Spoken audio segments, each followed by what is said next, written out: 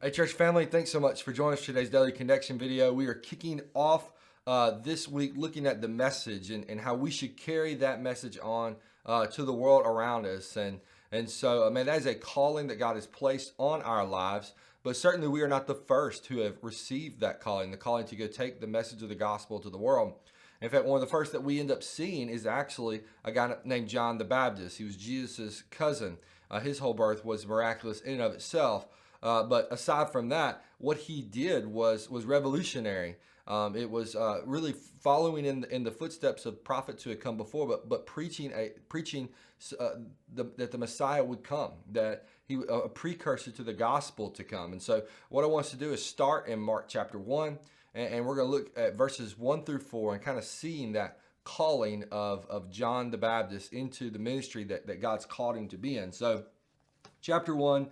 Starting in verse 1 of Mark, it says, "The beginning of the gospel of Jesus Christ, the Son of God. As it is written in Isaiah the prophet, 'See, I'm sending my messenger ahead of you. He will prepare your way. A voice of one crying out in the wilderness, prepare the way for the Lord. Make his paths straight.' And John came baptizing in the wilderness and proclaiming a baptism of repentance for the forgiveness of sins."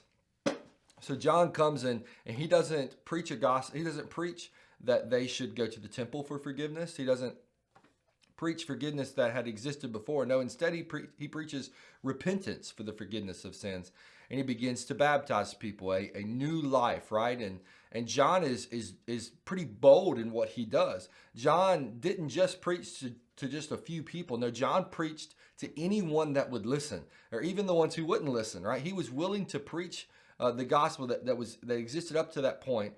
He's willing to preach it to anyone and everyone. And I'm going to tell you, man, John offended some people. John upset some people. In fact, John's death would actually come because of that. He criticized the king, Herod, for having an incestual relationship with his niece. And that was it, man. That he had enough. And that eventually leads to John the Baptist's death, because he was willing to preach truth no matter what, no matter the consequences. To John, the truth of what needed to be said, the truth of the gospel was the most important part. I think that as believers, sometimes we struggle with that. I know I find myself struggling with that. We know what is true. We know what is right.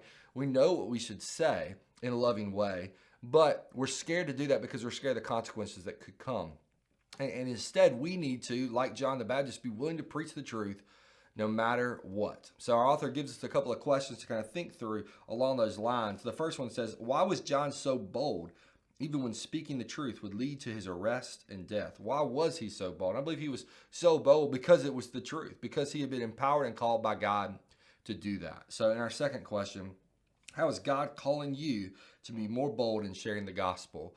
Who is God calling you to share the gospel with? Is it in your workplace? Is it in your family? Is it among your friends? Who is it that God is calling you to share the gospel with? And are you willing to be bold the way that John was bold, the way that God expects us to be bold? Church family, I hope that you will be willing to speak truth in love to those around you, especially taking the gospel to the lost around you, no matter what. And as you do that, we want you to know that we love you and we're praying for you.